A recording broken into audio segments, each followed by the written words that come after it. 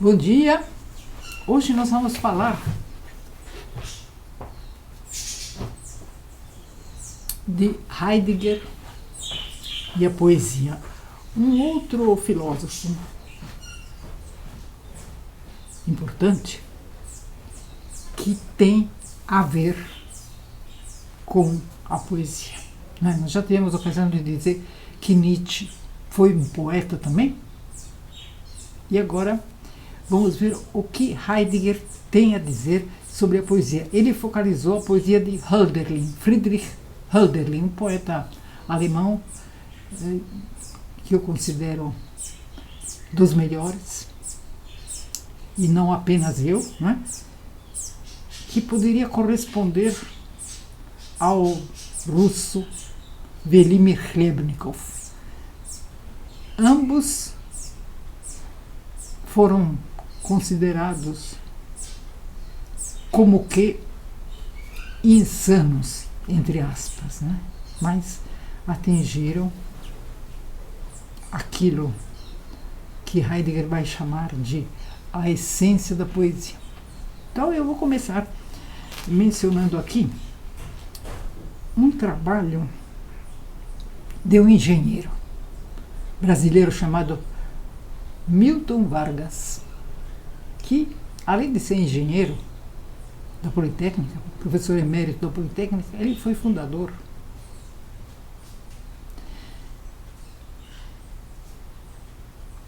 de uma associação filosófica em São Paulo, que reuniu uma série de filósofos. A associação essa que editou uma revista de filosofia, e ele tem a característica de ser extremamente claro naquilo que apresenta.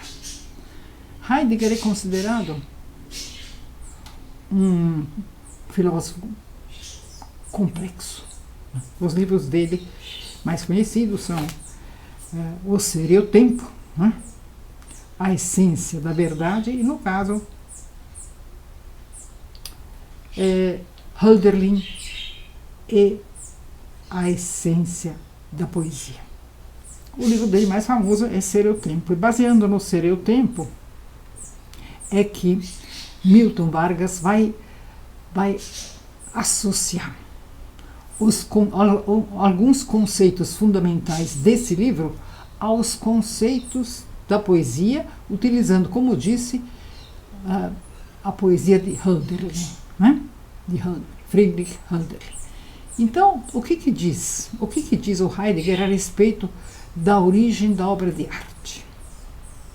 Ele diz o seguinte: numa obra de arte, a verdade do existente é posta em obra, é explicitada. O ser do existente aparece. E aparecendo, ele chega ao permanente. E ele utiliza, para iluminar essa afirmação, um quadro de Van Gogh.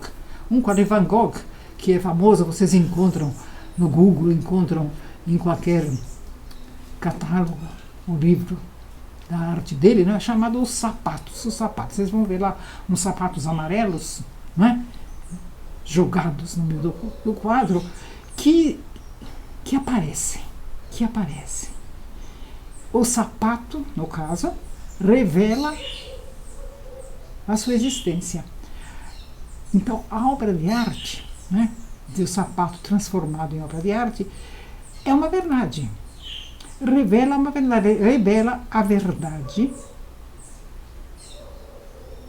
do existente. O sapato existe e a sua verdade é o seu aparecimento. Como é que ele aparece? Ele aparece de várias maneiras. No caso, através da arte, apareceu aqui no quadro de Van Gogh. Tá? Quer dizer, com um exemplo concreto, fica mais fácil de vocês assimilarem. Muito bem, isso então no que se refere à pintura de um grande pintor, né? Que conseguiu captar essa verdade do objeto. Agora, o que acontece com outra arte, a poesia? A poesia, diz Heidegger, é a primeira das artes. Por quê? Porque o seu material é a palavra. E a obra de arte poética cria o seu material e participa da essência da linguagem.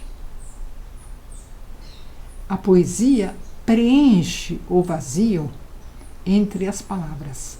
A poesia aglutina as palavras, junta as palavras, dá forma e existência às palavras. Como exemplo, Heidegger e Milton, não é?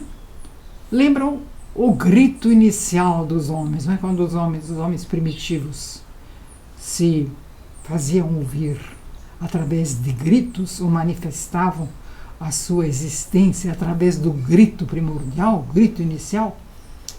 O que eles faziam? Eles fundamentavam o seu mundo.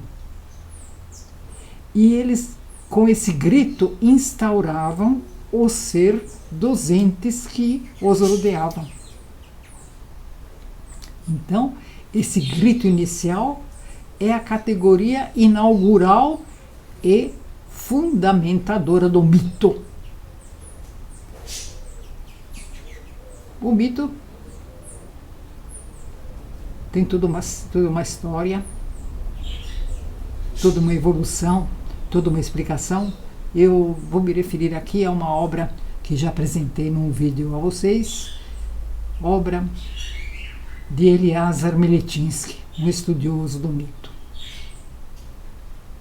Mas o mito primordial foi criado por essas palavras com seus espaços preenchidos, essas palavras reunidas poeticamente, para permitirem que os homens exorcizassem os seus medos. Então, o mito inicial, como forma inicial da poesia, também segundo Vico, não é? O grande historiador italiano que se dedicou ao estudo do mito, o mito é a forma primordial de poesia. E ele continua presente na história das religiões e nas religiões, não é? Muito bem. Então, a poesia, que seria então essa série de palavras preenchidas, né, que tem o seu vazio preenchido, fundamentam o mundo do homem e fundamentam, portanto, a realidade. Tá? Então, a poesia é a reveladora da verdade, da verdade e da realidade. Tá? Essa verdade entre aspas, essa realidade entre aspas. Os gregos tinham lá uma frase famosa, não é? Tito on, sendo que on é aquilo que tem de ser. E tito on significa o que é o ente. Então, tito on, daí vem a palavra ontologia. A ontologia é aquilo que transcende as coisas, sendo, no entanto, fonte de seu ser. Tá? Então, ontologia é o estudo do on, o estudo daquilo que tem de ser. Então, transcende as coisas, mas ao mesmo tempo é a fonte do ser das coisas. Então, o que é o ser dos entes? De acordo com Heidegger, o ser dos entes é ser aí, da sein. A essência do ente homem é o da sein. Escreve da sein. A essência do ente homem é o Dasein. O homem é lançado no mundo, o homem é lançado no todo, juntamente com todos os outros entes. E ele se situa no espaço de acordo com uma disposição. Esse termo importante que vai aparecer na poesia do Hölderlin. O homem se situa no espaço, portanto, ele tem uma disposição no espaço. Ele se situa como? Ele se situa num estado de medo, esperança, angústia, expectativa, ou seja, ele se situa em estado afetivo. Isso também é importante. Desse estado afetivo decorre a compreensão, ou seja, a descoberta das possibilidades da própria existência. Tá? Então, nós temos disposição, estado afetivo e compreensão, descobrir as possibilidades da própria existência. No que consiste essa compreensão? Ela consiste em aspiração ao futuro, poder ser, projeto, ou seja, numa abertura,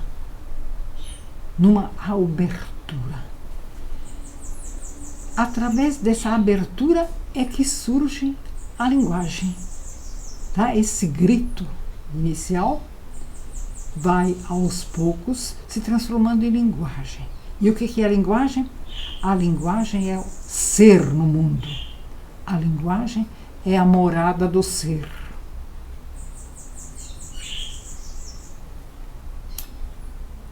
O homem lançado no mundo sente também a derelicção. Ele se sente como derelito.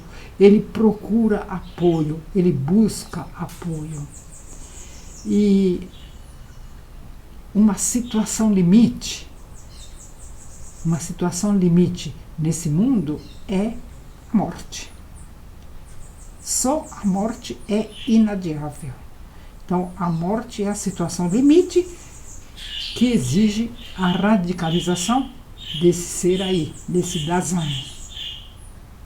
E nesse momento de radicalização extrema, o Dasein passa a ser para a morte. Ser para a morte.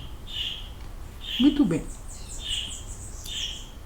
A preocupação do homem nessa abertura para o mundo através da linguagem, é a síntese de 3 categorias, essa preocupação que o homem tem. Não é? Primeiro, a temporalidade. Segundo, o fato do homem ser atirado ao futuro baseado, porém, no passado.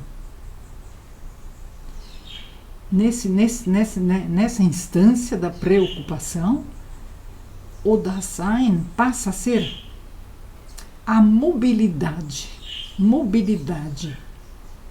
da existência do homem, mobilidade da existência dos homens. E isso implica a historicidade do mundo. Então, esses são os conceitos que vão aparecer no estudo de Heidegger sobre a poesia de Hölderlin. Então, ele diz o seguinte: sobre Hölderlin, a primeira consideração deve ser feita no que se refere à verdade. O que é essa verdade? Existe uma sentença famosa sobre a verdade como sendo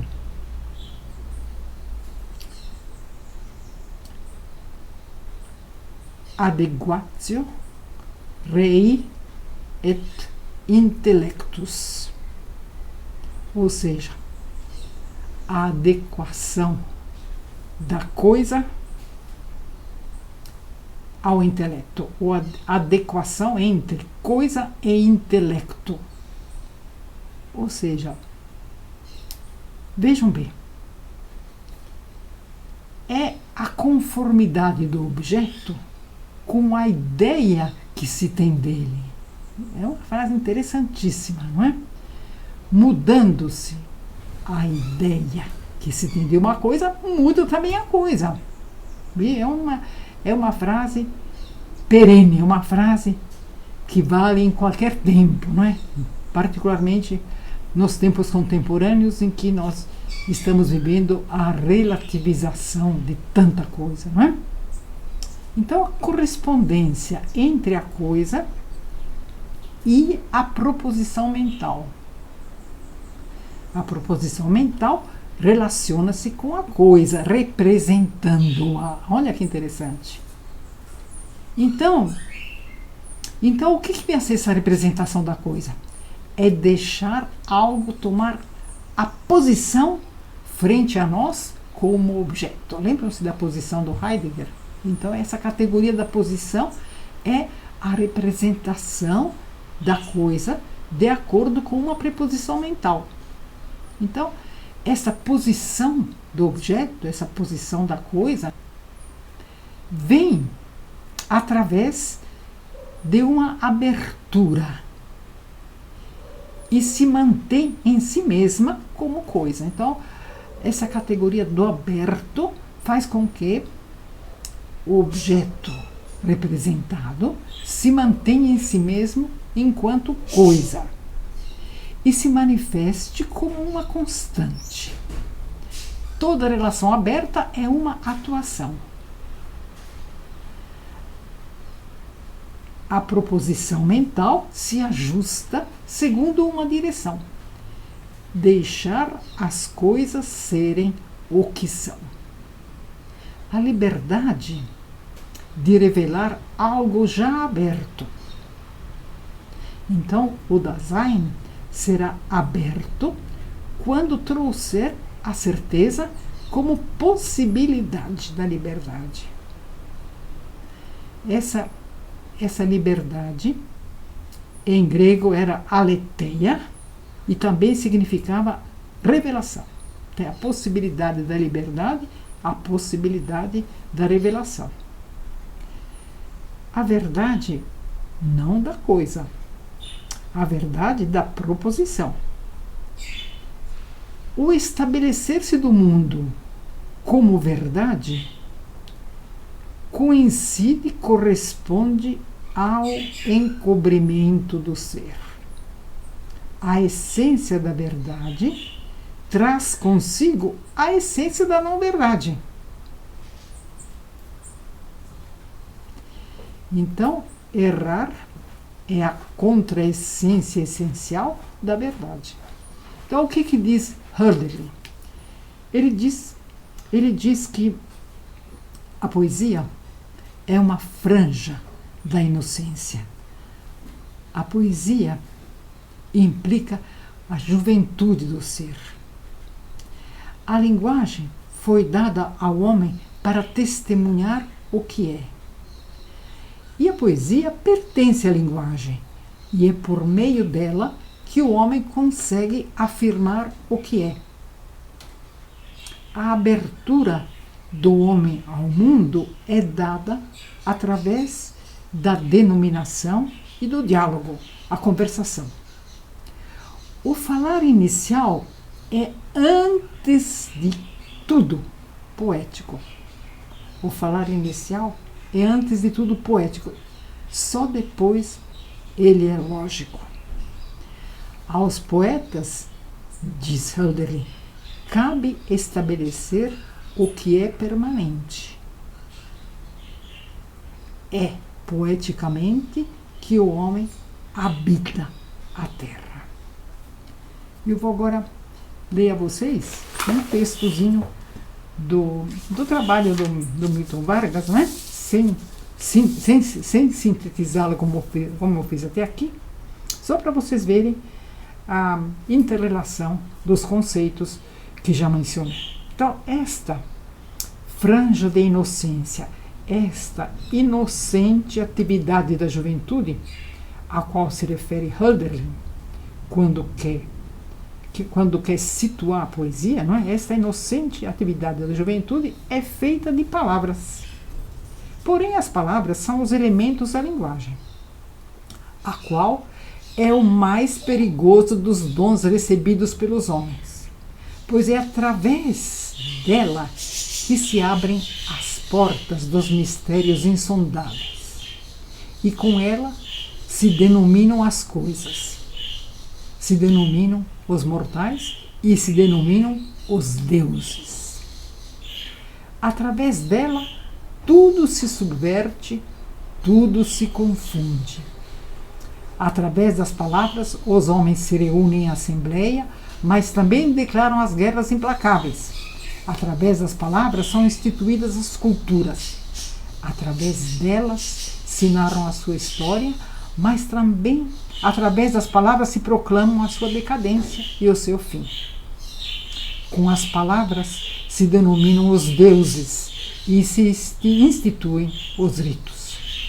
Com elas são contados os mitos e tudo o que é sagrado, mas também através delas se estabelece a carência da morte dos deuses. Desse enorme poder da linguagem participa a poesia, pois que ela é feita de palavras. Como toda linguagem primitiva é essencialmente poética, torna-se claro que a poesia coube historicamente denominar as coisas, o domínio dos homens sobre elas e, portanto, a fundamentação da sua existência no mundo se deve historicamente, então, a essa atividade poética. Ora, isso corresponde perfeitamente àquela prévia instituição do aberto, da abertura. Instituição essa na qual o Dasein pode atuar significativamente e através da qual as coisas podem vir a ser como são, isto é, como verdades. Foi, portanto, historicamente, a poesia que elaborou a revelação das coisas no âmbito desse aberto.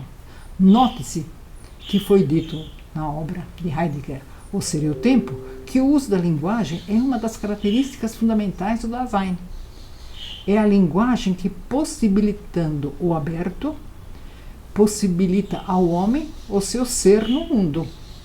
A disposição, não é termo que já tivemos ocasião de analisar, e o correspondente estado afetivo de um poeta, diz Heidegger, no seu comentário ao poema de Hölderlin, no caso Heimkunft, é a sua alegria tingida de tristeza. Alegria com a qual o homem é capaz de desvelar as coisas que ainda estão dentro da totalidade.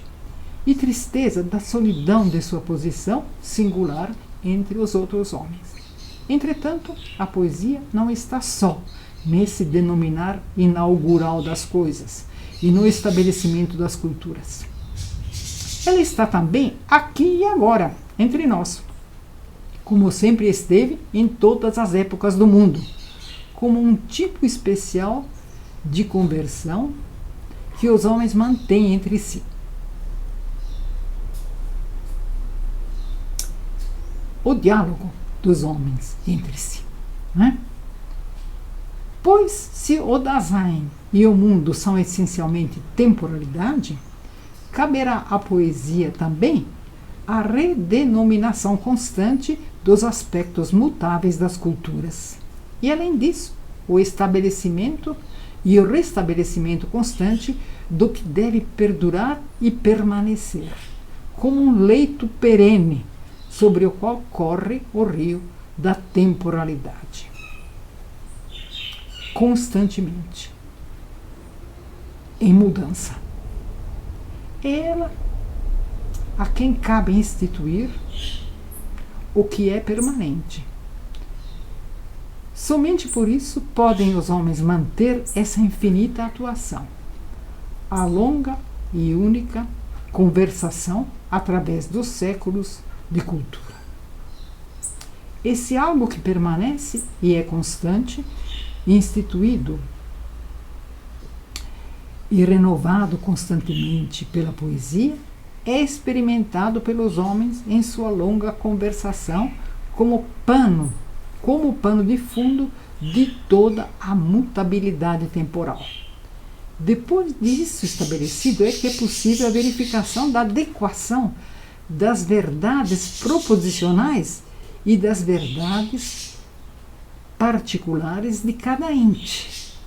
Aí então, o filósofo pode fazer as suas perguntas pelo ser, o político pode fazer as suas perguntas pelo bem do povo, poderia pelo menos, não é? O cientista pode fazer suas perguntas pelas determinações das coisas e etc, etc. Então, é preciso, em primeiro lugar, que haja algo que permanece e é constante, né? Instituído, constantemente renovado pela poesia. Tá? Então, essa é a apresentação da obra de Heidegger sobre a poesia, sintetizada por Milton Vargas no livro chamado Poesia e Verdade. Livro que está esgotado, mas que vocês podem perfeitamente encontrar graças ao Google, não é? Graças à internet. Eu agradeço a vocês pela atenção e eu espero que vocês pensem a respeito dessas colocações que são importantes, embora aparentemente complicadas, não é? Densas. São a base de nossa cultura. Muito obrigada pela atenção.